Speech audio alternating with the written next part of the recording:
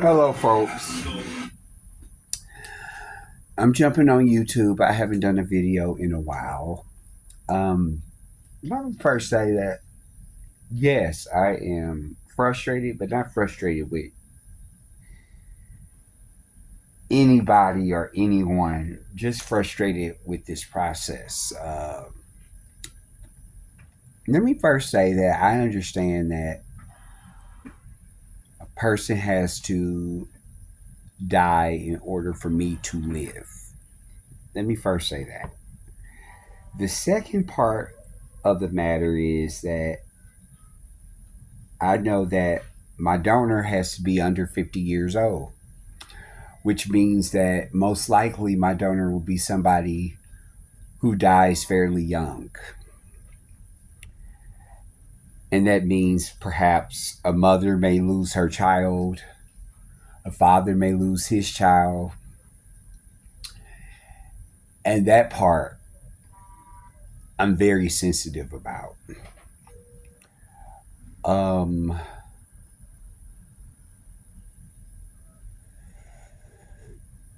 so me having to go through this process is frustrating at all when I look through that prism. The second part of my experience is that when I got diagnosed, I was 39 and a half years old. 5 months earlier, I had lost my rock, my grandmother who helped to raise me. And let me just say, I'm grateful she didn't live to see me go through this experience. But anyway, 5 years of my 40s, I have lived through this. And for me, that's frustrating. Uh,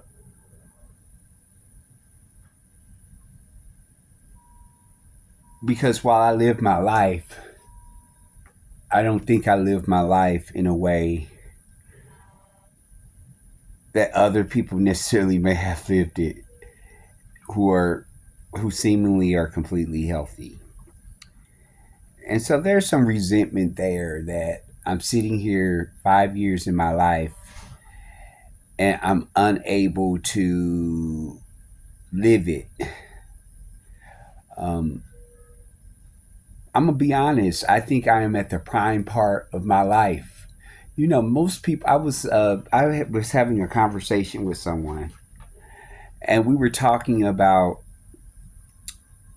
how like when I was in high school, I wasn't particularly that interesting, or in my 20s, I wasn't particularly that interesting, and in my 30s, I became a little bit more interesting, but not as much as other people. But right now, I think I've bloomed and popped in my 40s. And unfortunately, I've been unable to live that life. And so there's some resentment there too, that I'm sitting here, I'm waiting, and my life is passing me by. Uh, some of the regrets I have is that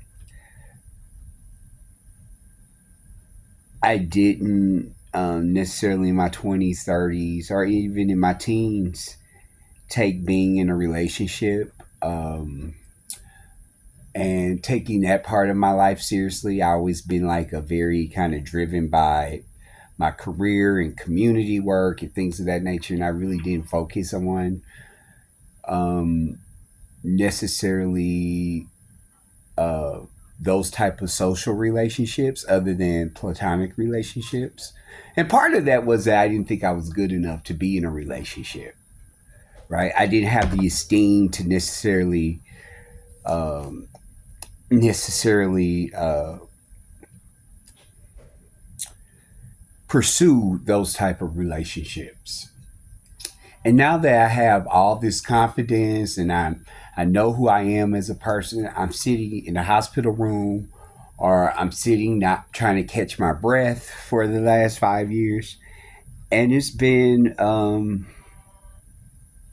a sad process. tomorrow I have a phone interview for a job that I've always kind of, not necessarily a job, but it's in the area of which I've always wanted to work in. And the potential of not being able, if I am given the opportunity to uh, be offered the position,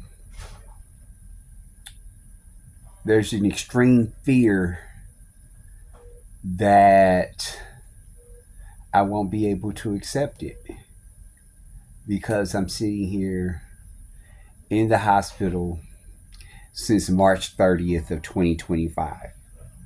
Now, there have been people who've sat in the hospital a lot longer than 80, 90 days. Hell, we've lived through the second Trump White House for more than 100 days and the chaos going on. But I feel like I'm missing out on the prime years of my life. And for me, that's a sad thing.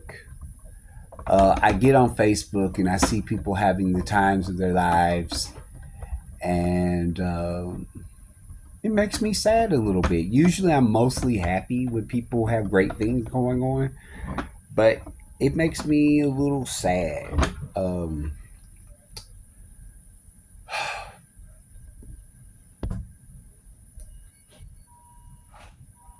I understand there is a message in all this.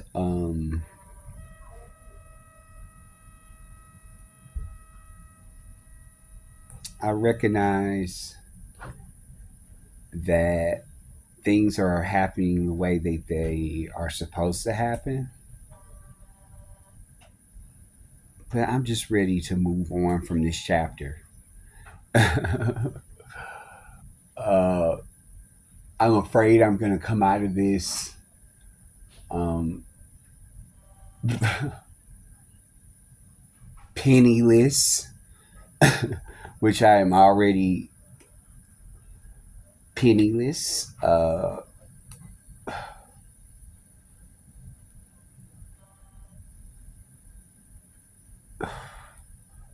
I feel like I've lost out on 5 years of my career, which means that I'm dusty. um, this process of being sick is actually really, really not a good thing. It's not something that I will project to anyone else. Last year, like 2 years ago, 3 years ago, I lost my apartment. I was trying to catch up, and things happened where I lost everything. I lost my beautiful furniture, I lost my beautiful apartment. And essentially, I was put out on the streets because I was too proud to ask people for help. Um, I got a little bit of, I did get help. I take that back. And then the help ran out. And I was like, okay, I can't do this again. And I was essentially homeless. So this process has really humbled me, which is the real reason I moved back to the St. Louis area because I had saved a exponential amount of money, and then I got sick and it was all gone. I tried to keep up with having a career, but that was salty. You know, people know you're sick. People know you're going through the things you're going through. And people, there's a lot of people that most people are really nice, but there are a group of people who are just very nasty and won't help and won't give you the benefit of the doubt and things of that nature. So I went through a little bit of that. Uh, when I got sick initially, when it comes to gay people, people automatically think you either have AIDS or you're in this big drug problem and things of that nature. And that kind of messed with my spirits too. Uh, I remember this gentleman who I had been friends with for years just really took the opportunity to just really slam me. And that put me in a deep depression.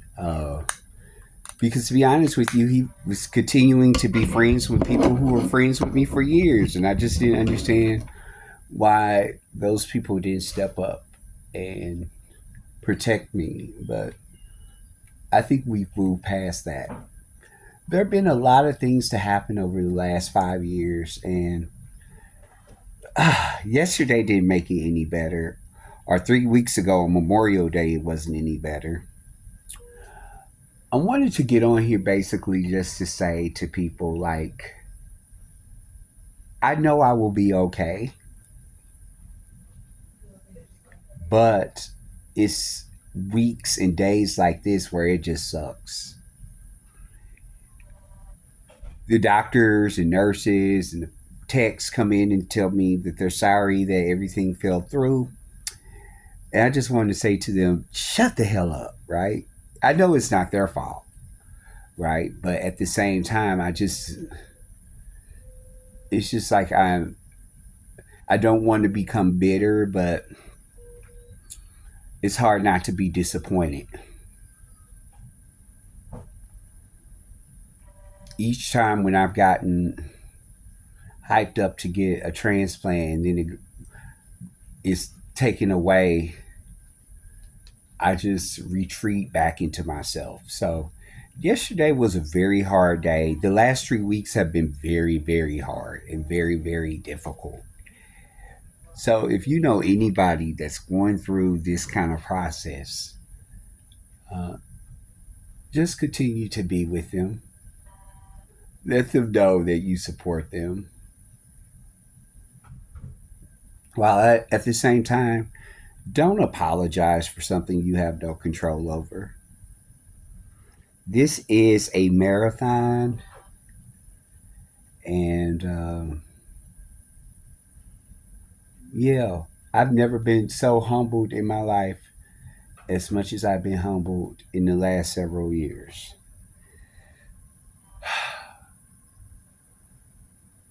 I had started driving Lyft, and then this being police officer in East St. Louis had my car.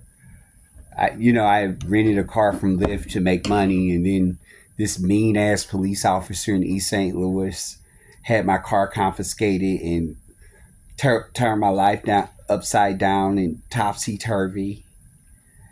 It's just been a lot of shit that has happened, and it's just I went from being debt free to now looking at my bills. I'm like, oh shit, I'm $30,000 in debt. And I ain't really spent any money this past year, and I had a little bit of a job. And it's just kind of one of those things of like, wow, God, when are you going, whatever I did or wherever I've done, have I not learned my punishment? But then I look on Facebook and I see someone passed away from a massive heart attack that I knew. I think he passed away from a massive heart attack. I don't know. But, it's kind of one of those things of don't be grateful, but because other people got other things happening, but it still doesn't take away what's going on with you. And then the other thing is, yesterday was Father's Day. And I didn't call my father because I'm just, again, I'm just so disappointed in men, you know.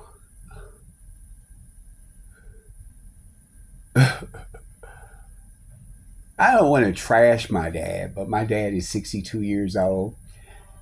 And you have to go to Africa to get a 20 something year old wife.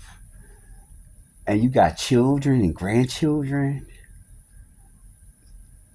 that are in need. I just, it doesn't, I'm like, how do you have a child?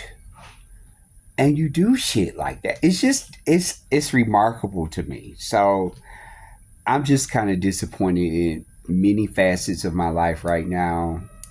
And I don't even know what I'm saying, but I'm putting it out there in hopes that not necessarily will help others at this point, but it will help me. Um, Getting on YouTube and kind of sharing my message and putting my business out there a little bit has really kind of helped to